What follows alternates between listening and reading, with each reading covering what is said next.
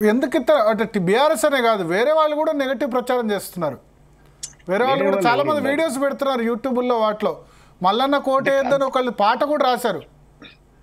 దమ్ముంటే నేను ఒక మాట చెప్తా, మీకెందుకు కోటేయన్నో అడుక్కోండి.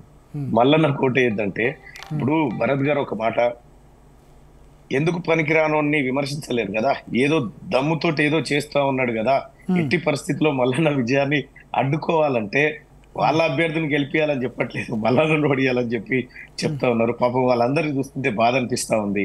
27 తారీఖు ఓట్లు అయిపోయిన తర్వాత 5 తారీఖు జరిగేటువంటి ఓట్ల కౌంటింగ్ ఏదైతే ఉంటుందో ఆ కౌంటింగ్ రోజు మళ్ళీ మనం లైవ్ పెట్టుకొని వీళ్ళు చేసినటువంటి కార్యక్రమాలన్నీ మాట్లాడుకున్నాం. అదే ఎందుకు ఇంత నెగటివ్ ప్రచారం అని. లాస్ట్ టైం రెండోసారి నిల్చున్నప్పుడు మీకు అన్ని వర్గాల నుంచి మద్దతు వ్యక్తమైంది.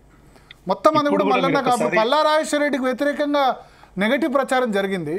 ఆయన గెలిచారు, అది వేరే సంగతి.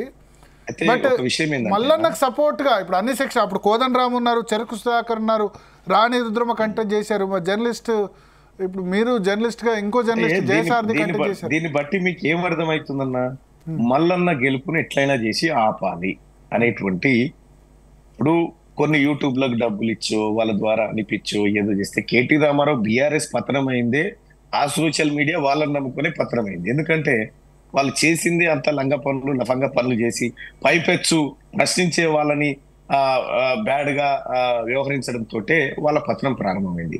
కింది స్థాయిలో ఒకసారి వరంగల్, మహబూబ్నగర్, ఖమ్మం వచ్చి మహబాద్, ఆ తర్వాత ఖమ్మము, తర్వాత మరిపేడ, తర్వాత ఈ జనగామ, భువనగిరి, నల్గొండ, సూర్యాపేట మీరు వచ్చి చూడండి ఒక్కసారి. గ్రౌండ్ లో రియాలిటీ ఏముంది, ప్రజలు ఏం చెప్తా ఉన్నారు, ప్రజలు బ్రహ్మరథం పడతా ఉన్నారు ఎక్కడికి పోయినా. అన్నా పోయినసారి పొరపాటు జరిగింది, ఈసారి జరగలేదు ఉంది. సోషల్ మీడియాలో ఒక విషయం నేను చెప్తా ఉన్నా, సోషల్ మీడియాలో కామెంట్ చేస్తున్నటువంటి వాళ్ళు తీన్మార్ మల్లన్న క్లియర్ గా చెప్పాడు, తీన్మార్ మల్లన్న మీద ఆరోపణలు చేస్తున్నావు, ఏది చేస్తున్నావు, ఒకటే ఒక ఛాలెంజ్ చేసినాడు, తీన్మార్ మల్లన్న తప్పు చేసిండు అని అంటా ఉన్నారు కదా, ఈ తప్పు చేసినటువంటి ఆధారం ఒకటి చూపిస్తే ఈ నెల 27 దాకా నేను వాళ్ళకి ఛాన్స్ ఇచ్చిన, చూపియండి రాబై ఎవడన్నా ఉంటే కేటీ రామారావు వీళ్ళందరికి సవాల్ చేసిన, చూపియండి ఎన్నికల బారి నుంచి తప్పుకుంటా అని చెప్పిన. ఈ సన్నాసులకు అదేం ఉండదు.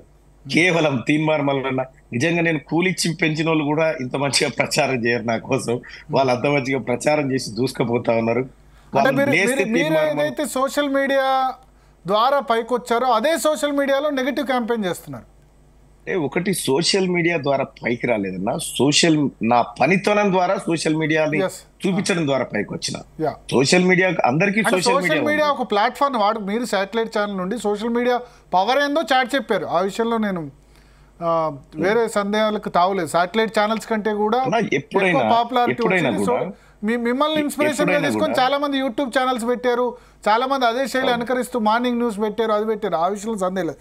బట్ అదే దాన్ని వాడుకొని ఇప్పుడు నెగటివ్ క్యాంపెయిన్ జరుగుతుంది. అక్కడ విషయం ఏంటంటే వాళ్ళు పాపం అమాయకులు, వాళ్ళకి తెలియని విషయం ఏంటంటే, నువ్వు ఎంత సోషల్ మీడియా పెట్టుకున్నా, ఎంత పెద్ద స్టార్ శాటిలైట్ ఛానల్ పెట్టుకున్నా, లేకపోతే ఇంకేదైనా పెద్దది పెట్టుకున్నా కూడా కంటెంట్ లేనిది ఏముండదు అన్నది. నీ దగ్గర ఏదన్నా ఆధారం ఉండాలి, నువ్వు మాట్లాడేదానికి ఒక విలువ ఉండాలి, నువ్వు చెప్పే పదానికి ఒక అర్థం ఉండాలి, అది ప్రజలదై ఉండాలి. ప్రజలు ఎందుకన్నా లక్షలాది మంది ప్రజలు ఇవాళ తీన్మార్ మల్లన్న ఎందుకు ఫోన్ చేసుకున్నారన్నా, నిజం చెప్తాం కాబట్టి, ఆధారాలతో చెప్తాం కాబట్టి మమ్మల్ని నోన్ చేసుకున్నారన్నా. వాళ్ళ కాడ చెప్పడానికి కంటెంట్ ఏమి ఉండదు.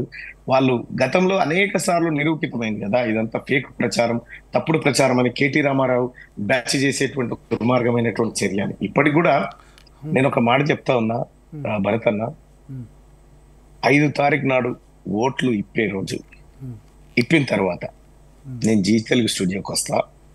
ఇప్పుడు ప్రచారం చేస్తున్న వాళ్ళది ఒక్కొక్క బిట్ వేసుకుంటూ మనం మాట్లాడితే చాలా అద్భుతంగా ఉంటుంది. అది ఇంకా